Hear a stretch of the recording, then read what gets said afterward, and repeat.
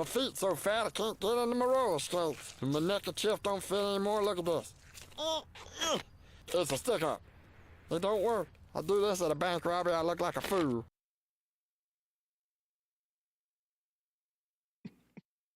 Hey, what's up, pups? Welcome to another episode of the Power Up Podcast, the show that takes a look at pop culture as I just gaze menacingly into the camera.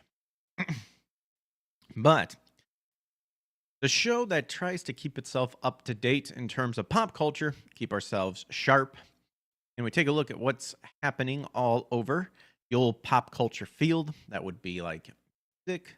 Well, I haven't done music yet, but it can count. Anime, video games, manga, movies, all that fun stuff. You know, just for the sake of keeping ourselves sharp. And also with the goal of hopefully reminding folks that we do have a good entertainment still. We may have to go back in the past to do it, but it's still there. And we can still rekindle that nostalgic flame, but hopefully we can remove the weeds that have infested into the pop culture sphere. And then hopefully we can be entertained just for entertainment's sakes, you know? But thanks for hanging out with me tonight on this Tuesday.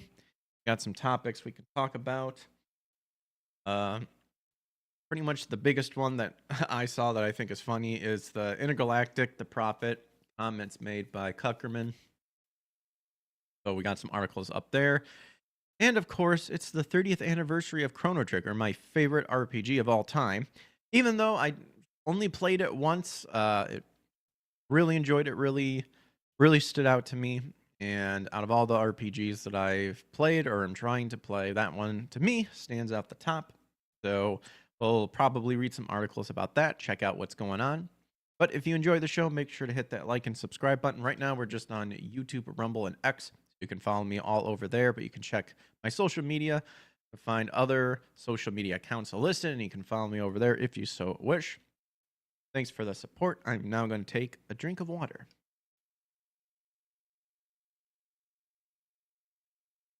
There we go. Huzzah.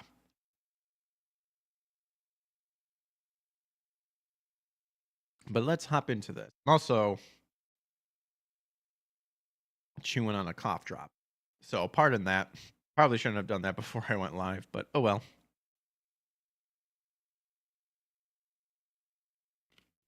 Alrighty.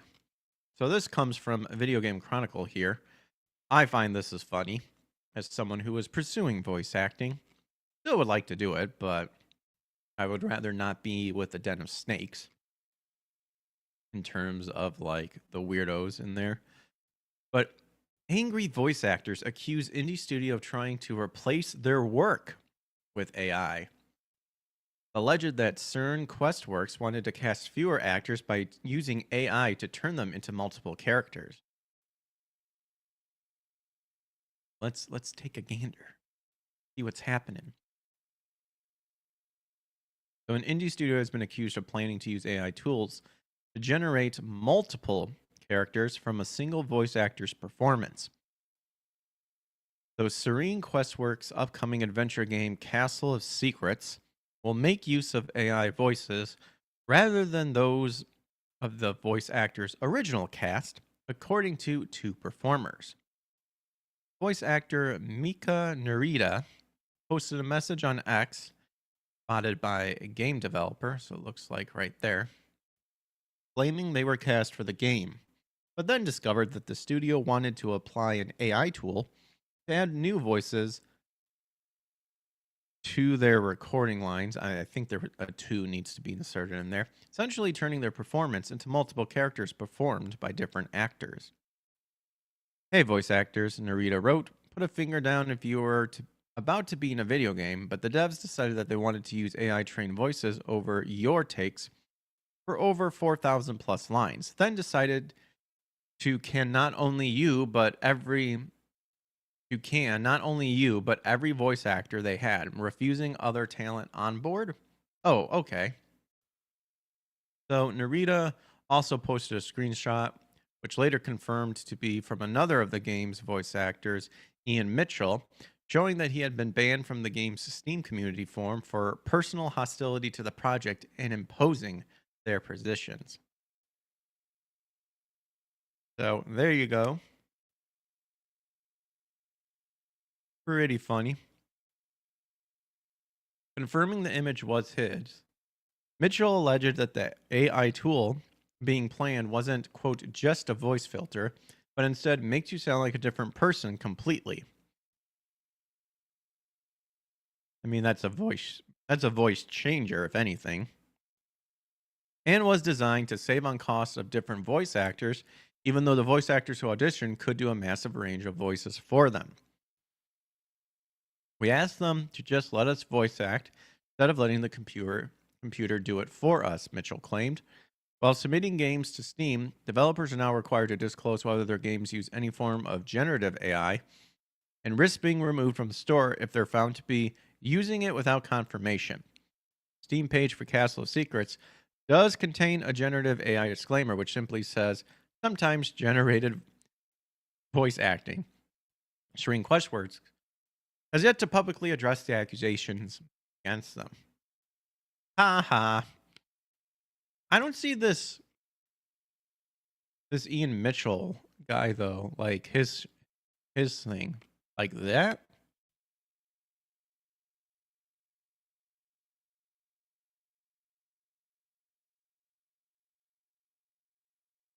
I'd also like to mention for 4,000 plus lines, the base pay was 100, negotiable, but I doubt it was worth it.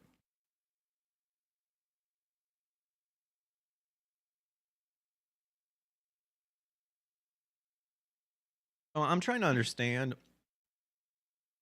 if they wanted you to do 4,000 plus lines for only 100 and you accepted it, you're retarded.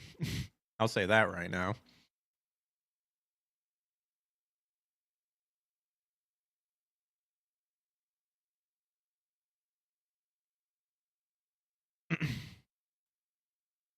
I mean,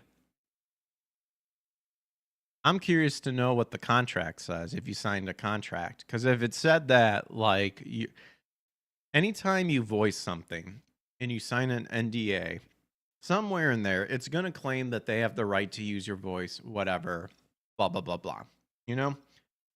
So that's where the gray questioning comes from. Because if AI falls under that gray area, and you didn't read your contract well enough to see that that's a possibility that could happen, that's on you. And again, the base pay was 100. So if it's 100 and I'm assuming 100 an hour. So depending on how long these lines took, possibly could be more, but that still seems awfully low. That I don't think anybody should accept that offer, really. But it looks like people did. And you know what? Sounds like you're upset now because now people have figured out ways where you can utilize the voice of certain actors and maybe do stuff like this, use AI to make different stuff, make different lines and all that. But again, for me, since there's a lot of douchebag voice actors, like I don't really feel sorry that people are getting replaced with AI because it's gotten so crappy in terms of like hearing voice actors, political opinions, which really have nothing to do with, the product that they're producing, but they have to make it, all that stuff. So a rather short article, but I'm curious to know like what develops. But to me, the biggest thing is where in the contract, like, you know, it'd be nice to see what the contract is, if there is one, you know. But right now, again, this just seems super low, and why would you accept it? Like, if you literally just only got paid 100 to do 4,000 plus lines, you're a fool, a retard.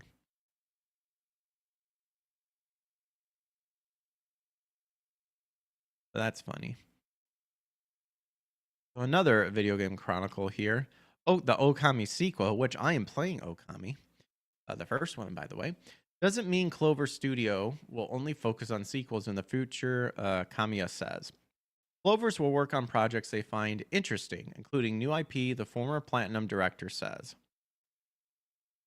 So Kamiya says the fact his new studio is working on an Okami sequel doesn't mean it'll focus solely on existing IP in the future. Kamiya, who left Platinum Games a year and a half ago to form the new studio with former Platinum colleague Kento Koyama, says he doesn't want to give the impression that the newly founded Clover studio will specialize in sequels and spiritual successors. In a new interview with Japanese publication GameSpark, Kamiya and Koyama were asked how they felt about the studio's relationship with existing IP. Koyama replied that Clover's key stance is that, quote, it will not close off any possibilities when it comes to making games, end quote, and that when it comes to considering what to work on next, the studio may think it could be interesting to make a sequel to an existing IP or a spiritual successor or an entirely new IP altogether. Basically, I don't think that we limited the methods we use in our approach to our policy of creating interesting games, Koyama said via translation. Agreeing, Kamiya stressed that the most important thing wasn't whether the game was based on an existing series, but whether it's interesting. If we were asked to make a game that used an existing IP, and if it looked like it could be interesting to cloverize it in our own way, then we would do it, he said. But of course, if we get a project proposal that we really want to work on and the desire to go it grows, then we'll do an original work too. So I think it's appropriate to say we won't close off any possibilities. In the end, it all comes down to whether or not we get a wow feeling from it. So Kamiya concluded by saying he understands by creating a studio that immediately starts work on a sequel to one of his previous games, some people will get the impression that this Clover Studio's goal with all its future games. But that this isn't the case.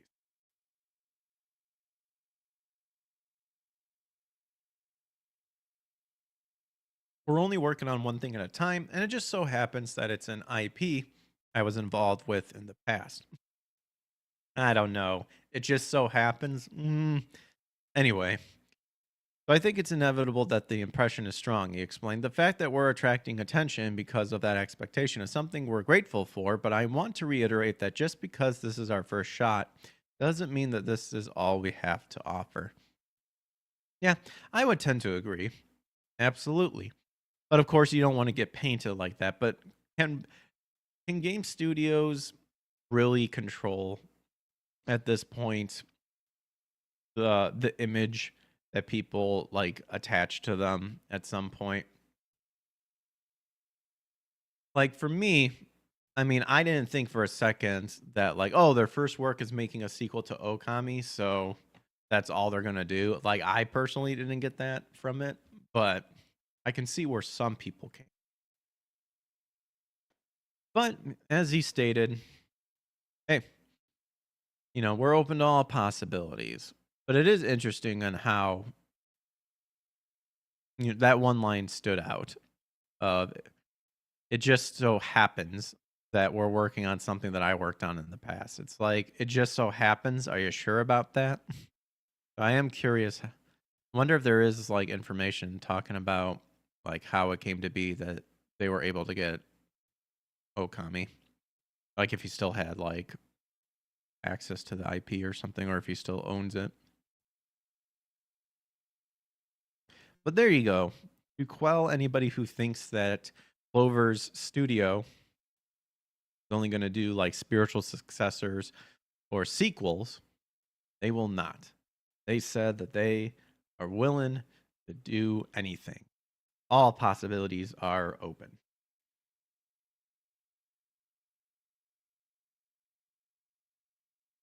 So, hopping over to Tech for Gamers, I think this is hilarious. Dragon Age, the Veilguard, fails to take off, even on PlayStation Plus. Ouch. So Dragon Age the Veilguard was released very disappointingly last year. While fans had massive expectations before the release, a significant poll found that the title was the most disappointing release of 2024. Well, everybody knew the reason why it would be a disappointment, you fools. It's because they bastardized the series. Like, we knew it was going to fail. Give me a break. But this is why I read Tech for Gamers. I can see they're like kind of lean a little bit on the left a little bit, but I do give them credit because I do think they do have solid articles. But oh my gosh, like I love how this is written as if like, well, we didn't see this coming. It's like, dude, tons of people saw this coming.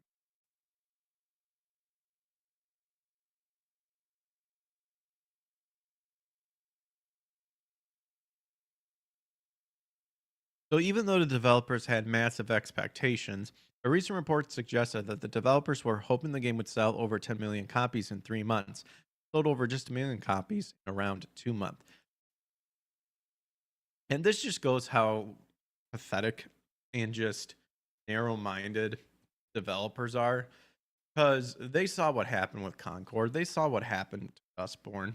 They knew that this was going to fail. I guarantee you these people probably thought, well, Baldur's Gate was such a success, so ours is going to be successful too. But no, they went all in on the stupid woke ideology garbage, transgenderism and all that stuff. They went hard on it and it failed miserably. And they knew it was going to fail because, like I said, Concord, Dustborn, those games fail.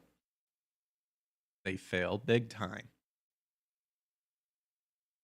And really, the only way that games like this succeed is like exactly what Dragon Age the Veilguard did. They hijacked a series that was already established and just bastardize it and think, well, it's part of the Dragon Age series, so it should sell well. Nope. Nope, it does not. I don't know. Are people still trying to think that they can be successful like The Last of Us Part 2? Even that game now is like, it's not a big deal anymore. And people saw through the lies and stuff. They really made that game the golden calf in terms of the woke video game stuff. See, this stuff does sell, so it's not about that. It's the game. That's, again, this is what these people do. Is they know for a fact that if a game is based solely on their ideology, it doesn't sell. So they have to infest established franchises and bastardize it and just assume that because it's already established that fans will be none the wiser and just eat it up. Well, here's your response right here. The game was recently released on Plus Plus, and it appears that Teenage Mutant Ninja Turtles The Cowabunga Collection had more players than the recently launched Dragon Age The Veilguard. Yeah, because that game, one, has a bunch of solid and awesome games combined into one, and two, I don't think they changed too much stuff. I don't know if there was some licensing stuff. Like, I have a copy of it, but then again, I also have copies of the original. So, you could get the OG if you wanted to. It said that a 2-year-old title had more players count than a recently launched title. Well, it's why it matters. 2-year-old title. So he's talking about the Cowabunga collection, I think, but those games are based on games from like back in the day. This news comes from True Trophies, which gathered data from 3.4 million active PSN accounts. The data revealed the most popular PS5 and PS4 games for the first week of March. So since Dragon Age the Veilguard was released only 6 months ago, many expected it would easily reach the top of the list. See, this is exactly what I just said. These people assume that because it's Dragon Age, it's going to succeed. However, the game had already failed to sell many copies. Therefore, many players may play the game through PS Plus. I think that'd be a waste of space on your hard drive, personally. But the data showed that Dragon Age the Veilguard secures the 15th spot on the list, while the 3-year-old Teenage Mutant Ninja Turtles The Cowabunga Collection secures the 14th. Fuck it. Not too long ago, EA claimed that Dragon Age the Veilguard failed because it wasn't a live service tile. Nope. Making it even more unclear what the developer's future plans are for the gaming industry. Nevertheless, the Veilguard didn't perform well on the PS5 Plus, but did you expect it? Of course not. Or Did I expect it not to sell well? Let me rephrase that. Of course I expected it. I expected it to fail. There. These phrasings always trip me up. I knew it was going to fail, and it did. And so did many others.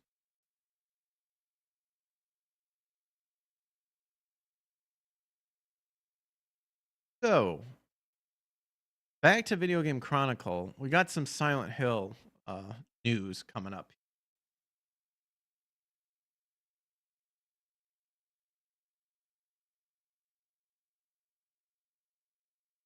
Konami is holding a Silent Hill transmission broadcast tomorrow with information about its next game. But Konami has said that the stream will include new details on the missing in action Silent Hill F. So, like stated, it's going to show off more of its next project. The stream is scheduled for March 13th. That would be Thursday, 3 p.m. Pacific time, 6 p.m. Eastern time, and 10 p.m. UK.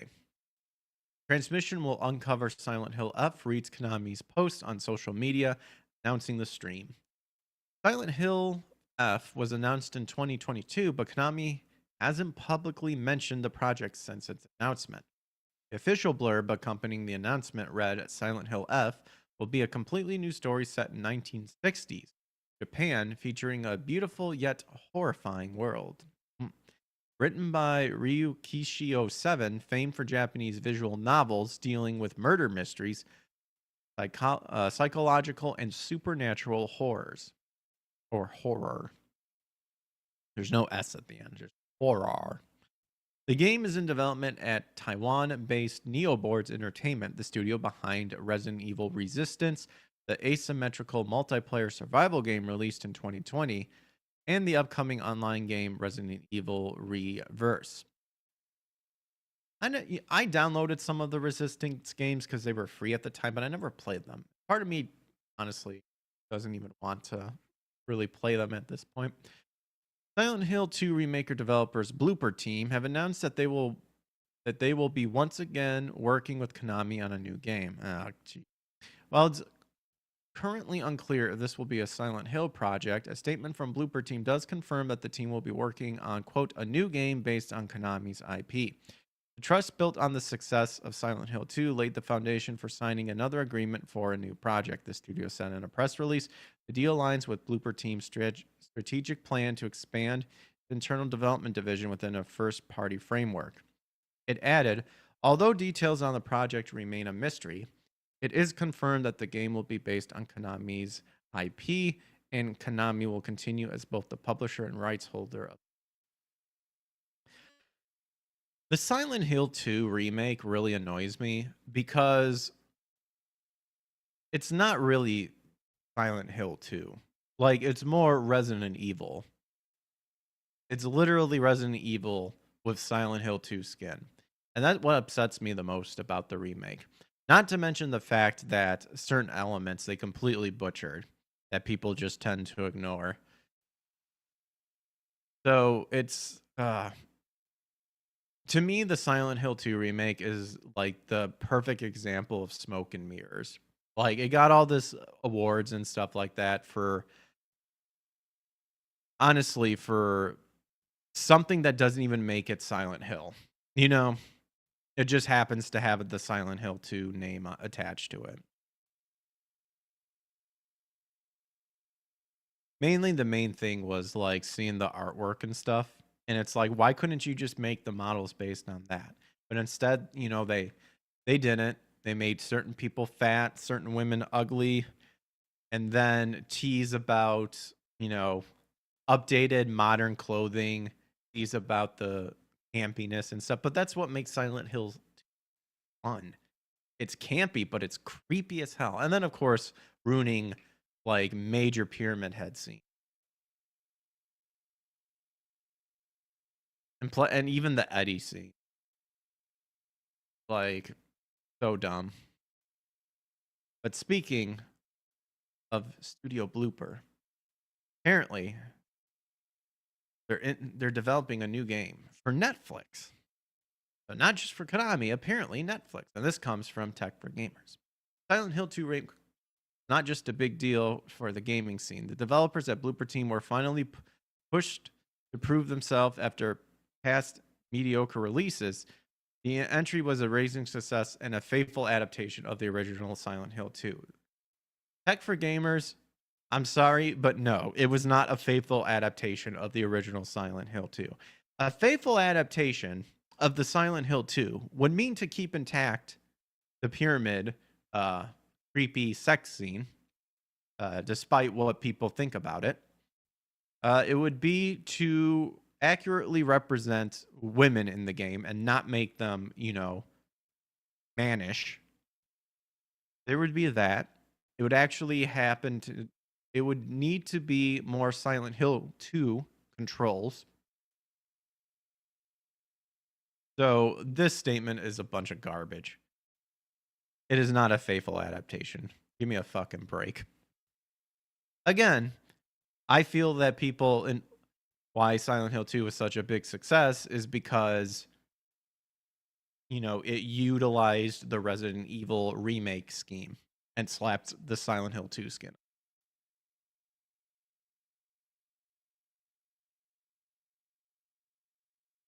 But hey, it worked. The emerging giant has partnered with Netflix to work on yet another new entry, codenamed Project N. Partnership comes after the studio made a deal with Konami to work on a new game after Silent Hill 2. Blooper Team's multiple partnerships suggest that the studio is expanding and gaining resources to develop more games simultaneously. The team is also working on independent titles. I have no idea what this is, but I guess. Oh, I guess it's like a statement showing that they are working with Netflix because I see Netflix right there. Netflix's partnership with Blooper Team has been officially recognized for Project N, which suggests it will be an exclusive Netflix launch. The media giant will be the sole publisher and owner of the rights to the game. No details regarding Project N has been revealed, however, so we are left to guess the rest. It is expected to be another horror entry, since that is what the Silent Hill 2 remake developers excel at. Oh, brother. Additionally, Netflix's foray in the game publishing scene is not new. It has been securing and publishing a variety of smaller entries in the past. This may turn out to be one of the first big Netflix releases in the future. And for those not in the know, the Blooper Team is working on various projects in the early stage of development, with rumors mentioning Silent Hill 1 and 3 remakes. They're literally just going to make it Resident Evil. Unfortunately. You think Project N for Netflix will also end up being another horror title by Blooper Team, or is the studio exploring another genre? I don't know. I think working with Netflix, I think I would laugh if all their hard work for the Silent Hill 2 remake just crumbles and crashes because they signed with Netflix and like some garbage thing happened. Netflix may be good with like certain animations here and there, but adaptations, like your live action Cowboy Bebop and stuff, kills those series. So I guess we'll see what happens. I didn't hear the rumor about the Silent Hill 1 and 3 remake. When was that? Oh, that was back in December.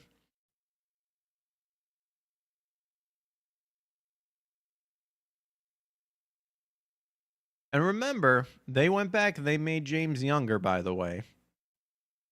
Too bad they couldn't make the women like more feminine. But they did.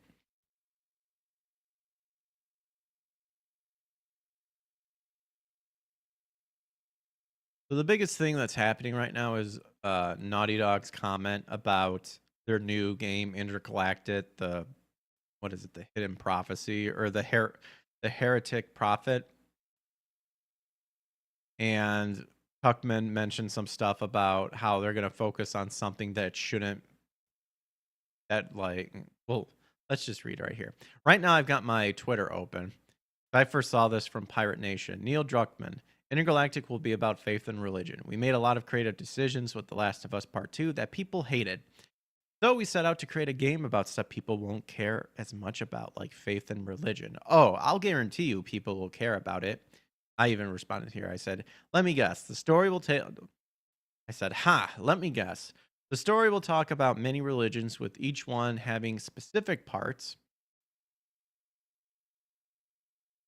about it that are overall progressive for mankind, except the one big, bad, mean religion that's just evil, which will be to them Christianity. And remember, this is brought to you by the people who coined brilliant terminology such as bigot sandwiches. So, Fandom Pulse here made an article about it. Naughty Dog co-president Neil Druckmann implies Intergalactic, the heretic prophet, will be an attempted takedown of Christianity. Now, while it is true that Christianity gets bashed on all the time, that is indeed the truth. Gnostics and polytheists will disagree with this and blah blah blah blah, but it's true. Any religion that gets bashed on in Hollywood is always, the majority of it is always Christianity, because they're not going to do that with people like of Islam and Buddha and stuff like that. So, I mean, he didn't necessarily say Christianity, Drunkman, but we all know what's going to happen, because they tried to throw that in there at The Last of Us Part 2. Except that was, more of a Jewish look on stuff. If it was, if it was Christianity, they would, bash the shit out of it. And I only played that game once, so it could very well be the people that were like birthing people. That was probably their view on Christianity and, all that stuff. That's what Gnostics do all the time. So I just find this hilarious because, again, it's the same script over and over. It's Gnostics and polytheists telling their view of how they see Christianity and passing it off as like the truth, stuff like that, while prompting their belief system, which is a bastardized version of Christianity, because it all stems from the synagogues of Satan. So Neil Druckmann, the co-president of Naughty Dog, recently shared new details about the upcoming Intergalactic, the heretic prophet, and implied it would attempt to take down Christianity, while making it clear the game is about faith and religion. Omanga, what up, yo? Says Neil happens to be Jewish. Well, yeah. So of course he would paint Judaism in the bright light.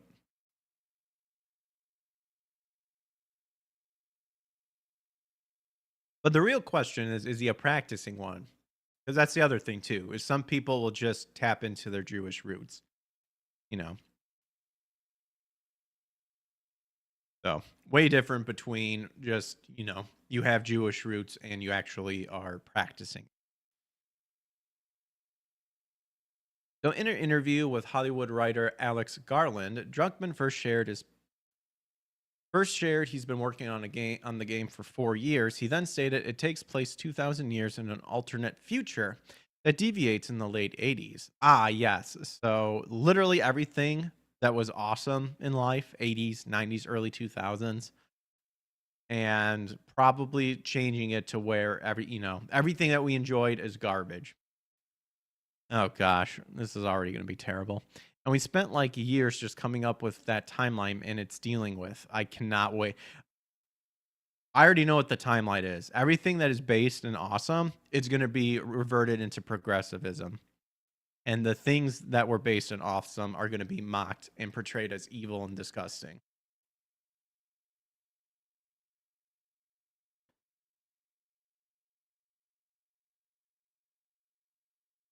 I joke about this with the team. Oh, we made a game with The Last of Us 2. We made certain creative decisions that got us a lot of hate. You sacrificed a series that could have been an ongoing series for quite some time, and you sacrificed it to the altar of woke ideology. Doesn't matter on how much the game sailed. What they don't like to talk about is the amount of returns The Last of Us Part 2 had. Look into that. They don't like talking about that one. And they were really ass mad when leaks got out and people hated the decision making. Abby being super muscular to the point where she had to have taken steroids. She couldn't have just kept working out at the facility that she was at. Game is going to be a dumpster fire, says Omanga. Yes. I already feel it in my bones.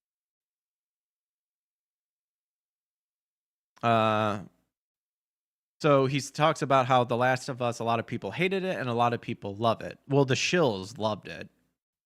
Like actual fans of Last of Us series hated it. That's the difference. But a lot of people hated the game. Yes, because you sacrificed it. You sacrificed it for the sake of woke ideology.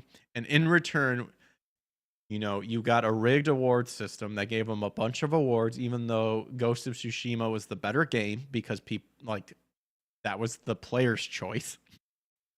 Had that, had all the stuff, but this has been stated by me many, many times, and I'm sure by many other people. Had that, had all.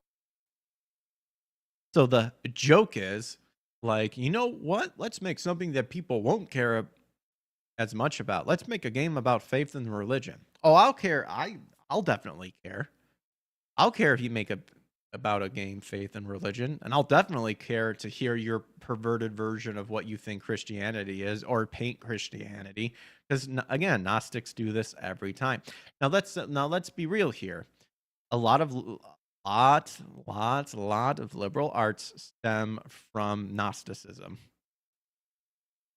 It all stems from that, and they tell their history, which it is quite captivating. But let's be real. They always paint Christianity in a bad light. Every time. Druckmann continued to share. Oh, and here's so Neil Druckmann, The Last of Us, and Alex Garland, 28 Days Later or something. So Druckmann continued to share. In this alternate history timeline we've made, this new religion that becomes pretty prominent. And then we spend years just building out this religion from the original prophet all the way out. How it gets changed and sometimes bastardized and evolves over all these years. See? This is what they do too. Now watch. It's going to be their specific religion gets bastardized. And when you do the research, it's going to point to a bunch of Gnosticism, viewpoints and stuff. And they're saying that's the true religion, and Christianity bastardize it. I'm already calling it. This is how it's going to be.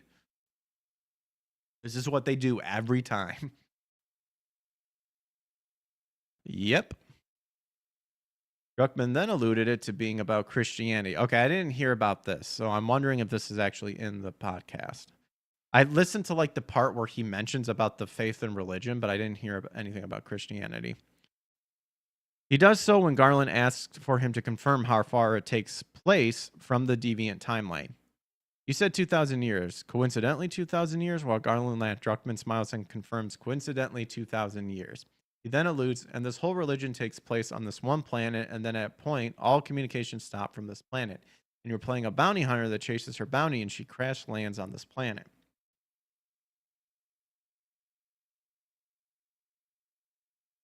Ah, yes, because when I think of a bounty hunter, I think of a shaved head woman. What an intimidating bounty hunter right there. Druckmann then shared with his goals with the game. With the game are, quote, I really wanted to make a game about faith and religion, but also about just being lonely. So many of the previous games we've done, there's always an ally with you and you're talking. I really want you to be lost on a planet that you're really confused about what happened here. Who are the people here? What was their history? And in order to get off this planet again, no one has been heard from this planet for 600 years. So if you ever hope to have a chance to get off, you have to figure out what happened here, he added. Like what? You get sucked into the atmosphere and you can't get out now? Druckmann would end the discussion saying, we still have a ways to go, but I'm kind of very excited to see. And again, these things are so complex and big, and there's so many people involved. It's like they're, I still don't know what this thing is going to look like at the end. I have a theory. I have an idea, but it's still evolving and changing as we're making it. Okay, so I'm sure, and I'll be real, this might be, the title might be kind of clickbait, clickbaitish, but I'm not seeing where he specifically mentions Christianity. Like, what is he talking about? He alludes it to being Christian, like 2,000 years. Like, are we going for like the young Earth theory? Even though the young Earth thing it's 6,000 years, I believe. Definitely not 2,000. I'm not getting that. Like, am I missing something here? I'm not. I don't get what the 2,000 years has to be.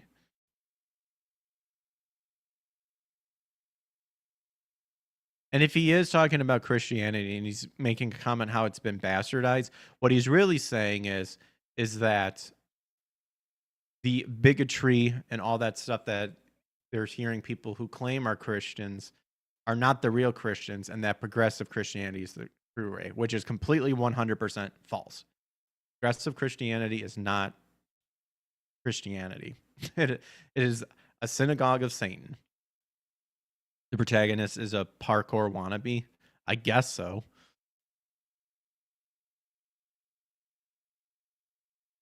So Druckmann previously revealed back in December that the game's protagonist is Jordan A. Munn, who is a dangerous bounty hunter who ends up stranded on Simperia, a distant planet whose communication with the outside universe went dark hundreds of years ago. So no one went there to check out what happened. They just left it alone. Okay. In fact, anyone who's flown to it hoping to unravel its mysterious past was never heard from again. Oh, there we go. Jordan will have to use all her skills and wits if she hopes to be the first person in over 600 years to leave its orbit. Ooh. What do you make of this new information from Druckmann about the game? And it will seemingly be an attempt to take down Christianity. Again, I'm not seeing where the connection of Christianity. I'm not seeing it. I'm definitely not getting this like 2,000 years sort of thing. Like, is it talking about the satanic panic? Like, I have no idea. Like, I'm not seeing the connections.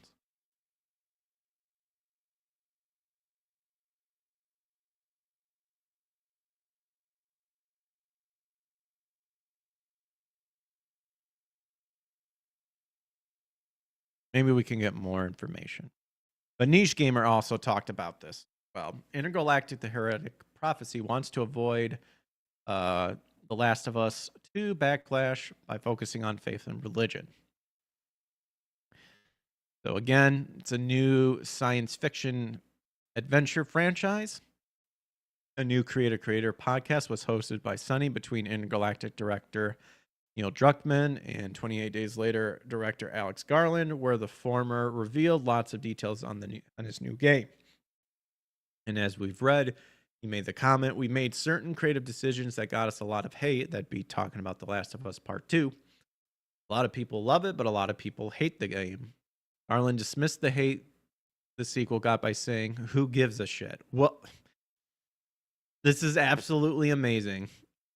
Who gives a shit? Who gives a shit?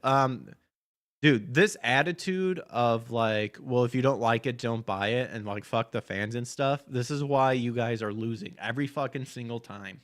Gosh, these people have their heads so far up their loose assholes from all the pegging they do for each other. It's so tiresome.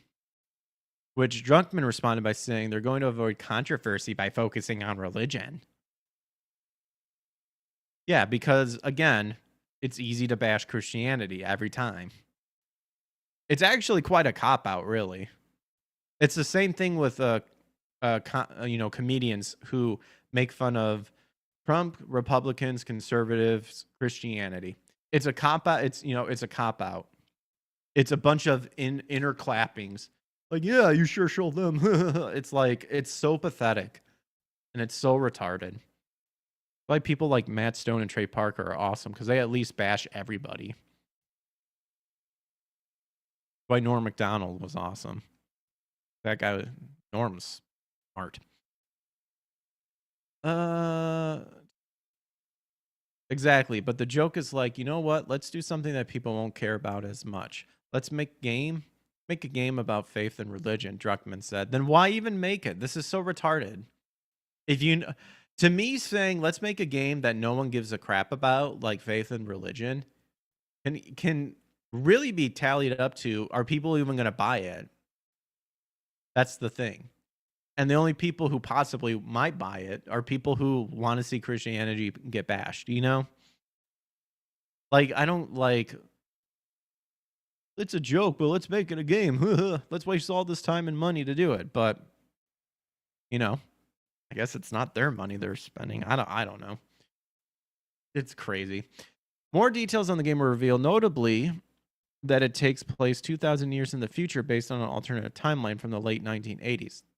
The deviation in the game would give in the game world gives rise to a new religion. Druckmann teaches the new religion becomes pretty prominent and that the game spend years building on its mythology from the original prophet to modern times. More information about the game world is revealed, specifically that it obviously doesn't take place on Earth, will instead be set entirely on a planet called Semperia, which the protagonist crash lands on.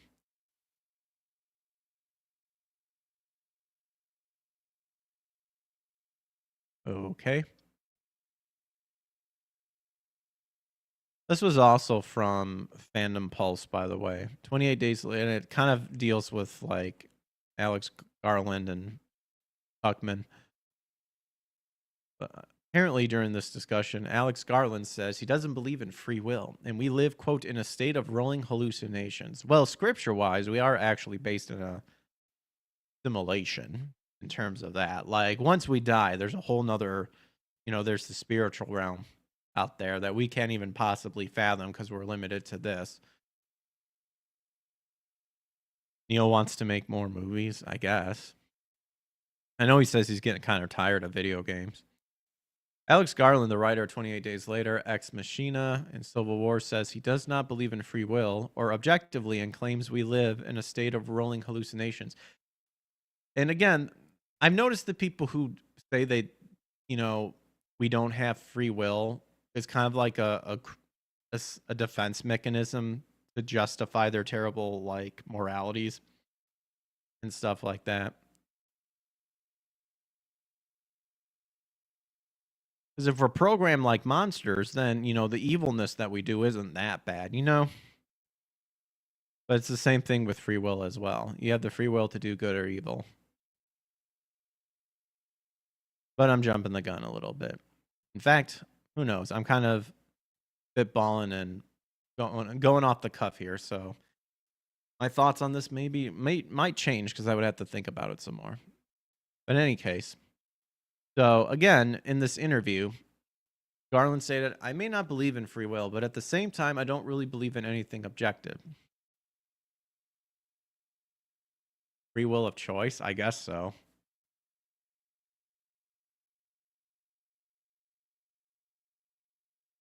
Again, that's kind of why I probably should have read read it first and then develop a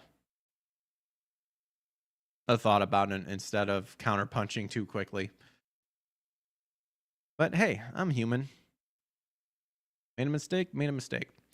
Anyway, I don't really believe in anything objective, so I sort of think we're in a state of rolling hallucinations, and it's why people can disagree so vehemently about politics is because they're actually in different realities. So of course they don't see the same thing the same way. I mean, that all just stems back to the temptation of Adam and Eve, really. Don't listen to God. Do what you want to do. Be your own gods.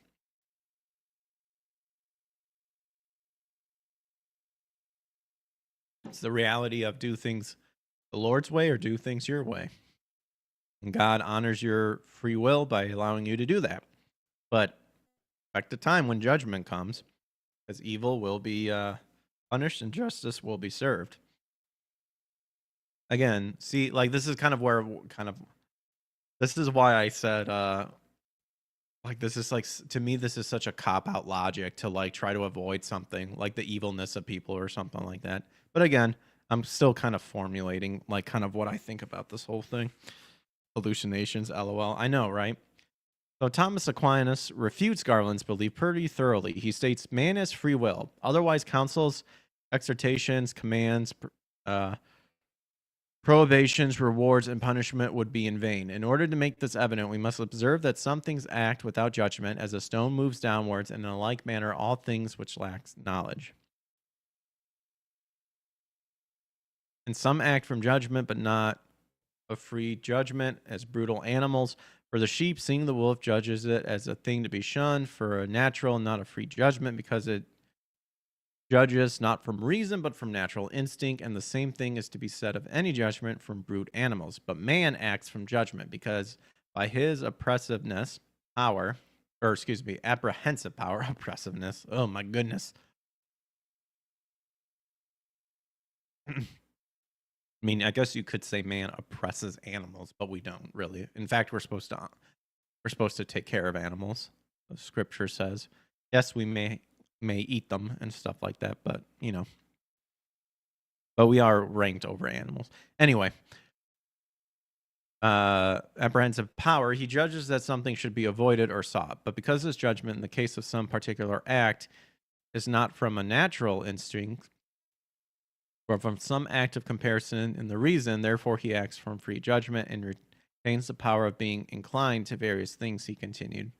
Okay, this is kind of getting to where they needed something to pad the article, so they're like throwing in this long quote. For reasons in contingent matters may follow opposite courses, as we see in dialects, syllogisms, and rhetorical arguments. Now particular operations are contingent, and therefore, in such matters, the judgment of reason may follow opposite courses and is not determined to one. And for as much as man is rational, it is necessary that the man have a free will, he concluded. I would have to read this like 3 more times to wrap my head around it because, dear Lord, I am retarded. I got some stuff, but that stuff was like I need to read that like 3+ more times to like absorb what he's talking about. Anyway, as for Garland's claims that he does not believe anything objective, it's nonsensical and self-defeating, given he seemed to believe in the objective that Neil Druckmann was indeed sitting in front of him while speaking to him. Not to mention he has his hands on the table, a microphone in front of him, and a coffee cup next to him, among other objects in the room. As Platt Flynn explains, objective means mind independent and hence not contingent upon our thinking about it. He gives an example. The squirrel Robert outside my window is an objective reality, though his name is my invention. He would exist even if I thought about or looked at something else further. Robert is the original cause of my thinking about him and not the other way around. And what do you make of Garland's claims? I mean, in the end, I think it's retarded. Again, to me, it's like a cloak of some kind. The fact he's even associated with Neil Cuckman shows that this movie will not be good. Cockroaches live together. Seriously, that's insanity. We all live in different realities and nothing is subjective. That goes along with there's no right or wrong, which then turns into my crimes aren't crimes in my reality, so I can do what I want. Well, I'm sure we'll see him on some future Diddy list. See, thank you, AJ. This was my natural instinct that I couldn't explain well. This is how I thought about this when I saw this. Exactly this. There's no right and wrong. And this is, again, why people say this stuff, is they do not want to take responsibility for their right and wrong. They do not want to they don't want to, what's the word I'm trying to say? They don't want to answer for any of their possible crimes that are wrong. They don't want, they want to justify their sins in scriptural terms. That's what they want to do. So hats off to AJ though for that, because that's exactly what I thought. So not exactly like word for word, but that definitely is kind of the thought process I was leading towards. And hearing this retarded comment of a rolling hallucinations. Oh my goodness. But in any case, as we're winding down, we'll end up on some high notes here. For example, Pokemon Journey Together pre-release promo cards revealed. Check out the 4 promo cards available during this week's pre-release. I've been playing Pokemon Pocket, and I think it's fun. So I guess we've got some Hopsis Snorlax, Eonos, Kilowattrel, and something else. This week in Pokemon will hold its traditional pre-release events for its next trading card set, Journey Together. Now ahead of the event, the Pokemon Company has revealed the pre-release promos that players will be able to get their hands on. Hopsis Snorlax, Lily's Ribombee, and N's Darmanitan, and Eoni's Kilowattrel. Oh my gosh. I know the original. I know a lot of the names of the original Pokemon, but these new ones kill me. I struggle so hard. The struggle is real. These cards will be included in the build and battle pre-release kits that will be given to players during the pre-release events this weekend. While players will only get 1 promo in each bundle, these bundles will be available outside the pre-release environment, meaning collecting all the promos won't be too difficult. And that if you want more information, you can check out the Pokemon Journey Together pre-release event guide. So we got a 150 colorless Snorlax. Very nice. He has an ability. Attacks used by your Hopsis Pokemon do 30 more damage to your opponent's active Pokemon before applying weakness and resistance. Okay. The effect of extra helpings doesn't stack. Okay. Well, that's pretty cool. So I guess there's like a bunch of Hopsis specific Pokemon to benefit this. Then he does a dynamic press for 140 and then does 80 damage to itself.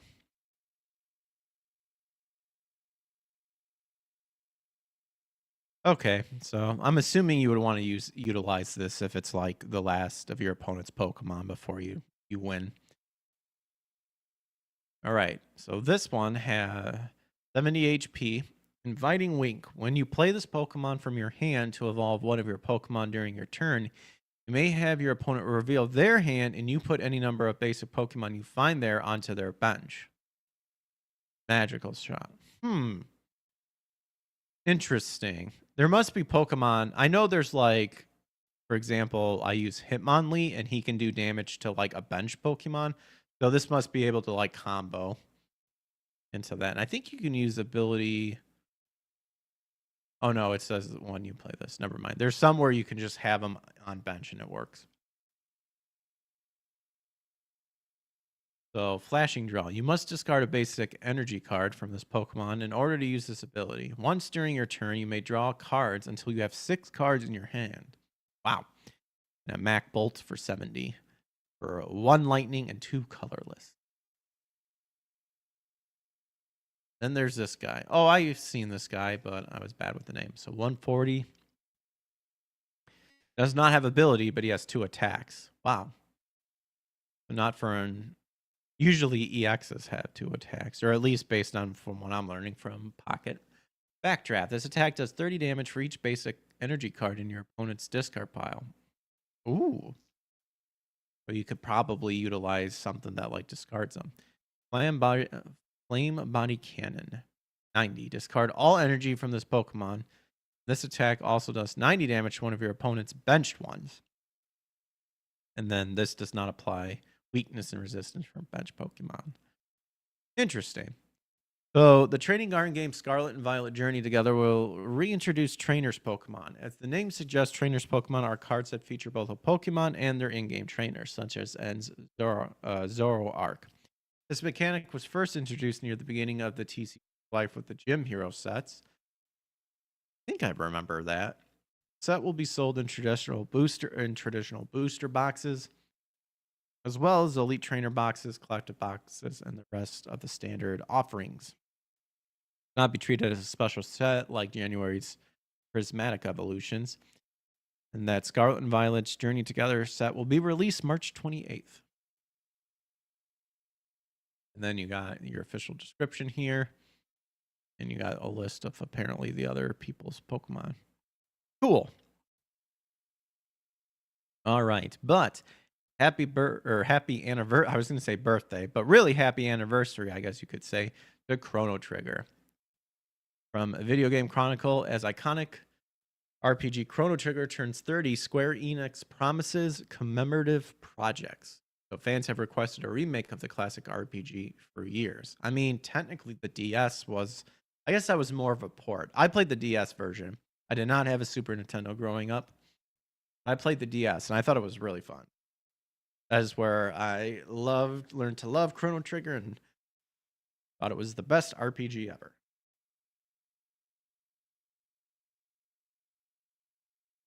So Square Enix plans to release various projects related to Chrono Trigger to celebrate the game's anniversary.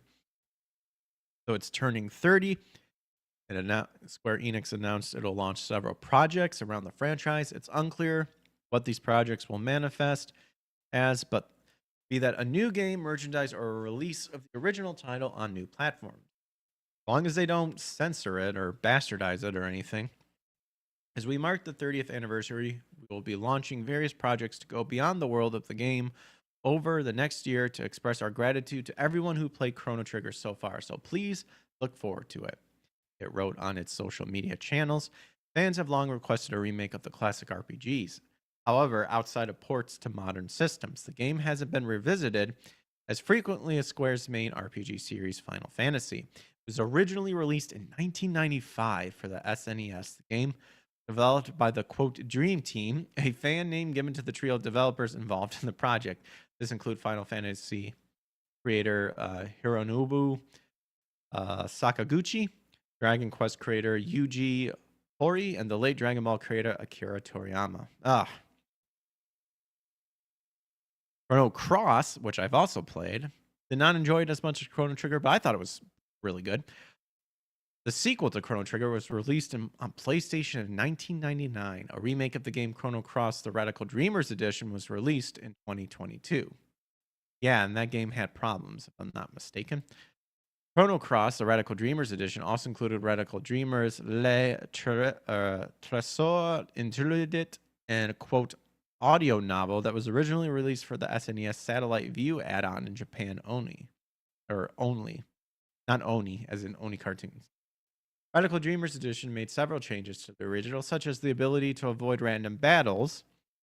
Character models were also updated, and the game soundtrack was also remastered.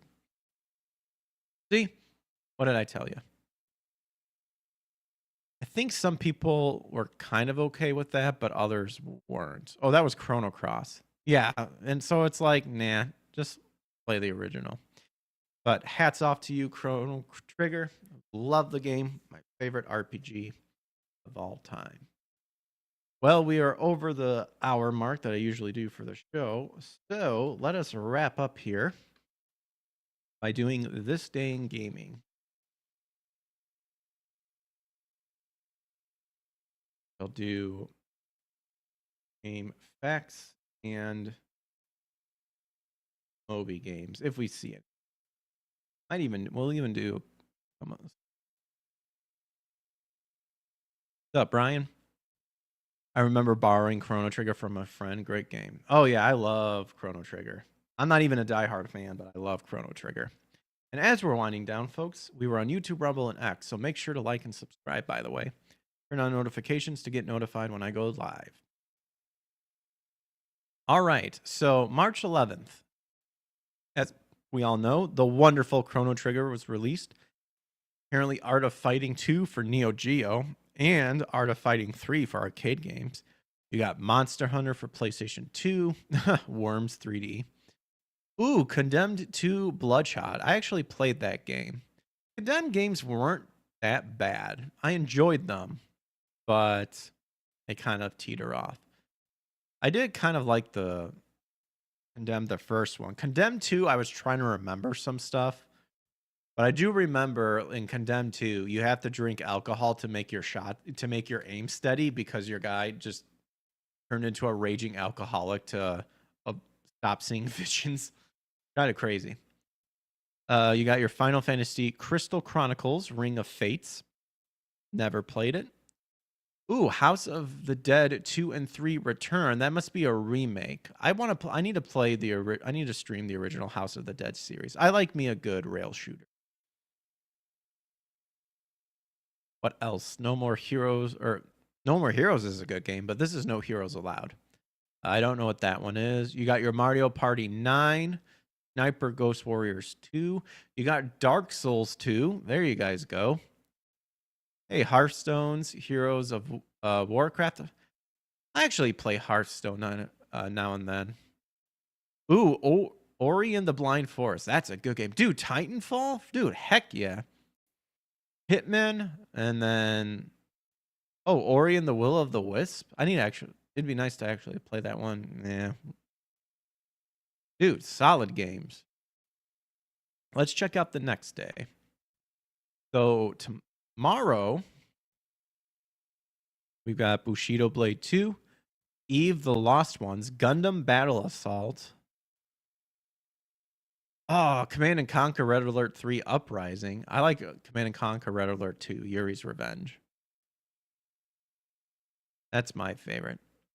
You got God of War Ascension. I actually never played God of War Ascension. I only played 1 through 3. I do need to play the PSP game. So I got the Origin collection or God of War collection, or where it has like had all the games of the time minus Ascension and the PSP. Mario Party 10, Yakuza 0, Tom Clancy's The Division 2. Oh, Neo 2. Contra Operation Galuga. I feel like that game really didn't do well.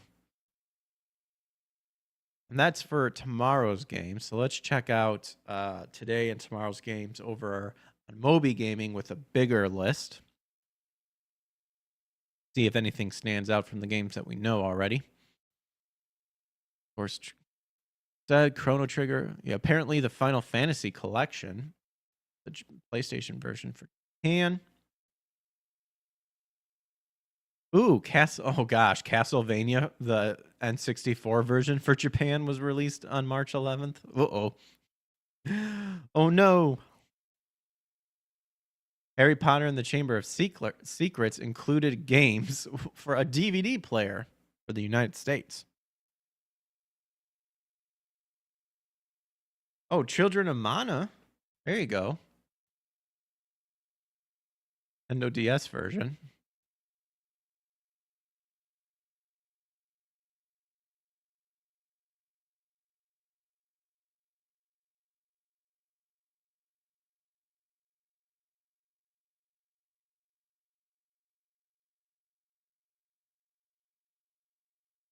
I said Titanfall, Dark Souls 2, Dark Souls 2, the Black Armor Edition for United States.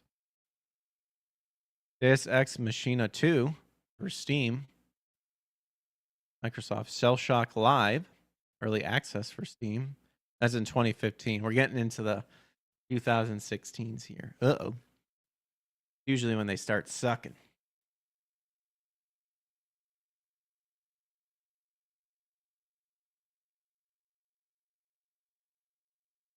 Now we're running into stuff I'm not familiar with. Oh, man.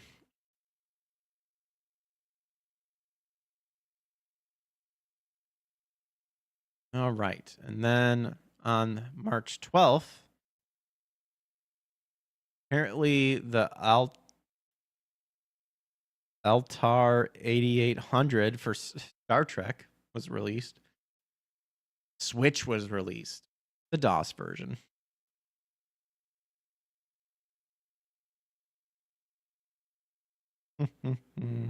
Clock Tower 2, The Struggle Within for Japan was released. That's a horror game. I heard that one was pretty good with Scissor Man.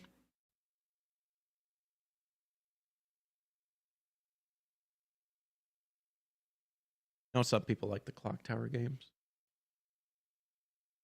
A Boxhead, more rooms. Okay. The browser version. Boxhead.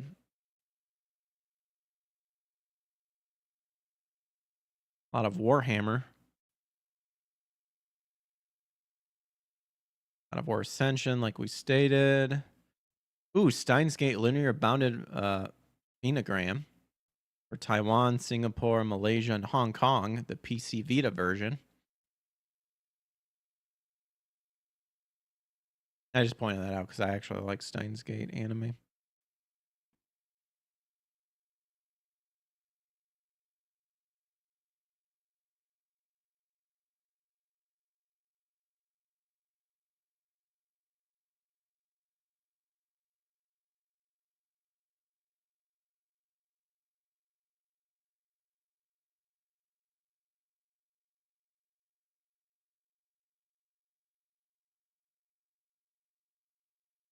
Well, that is all I have for you guys today. But Chrono Trigger, amazing game.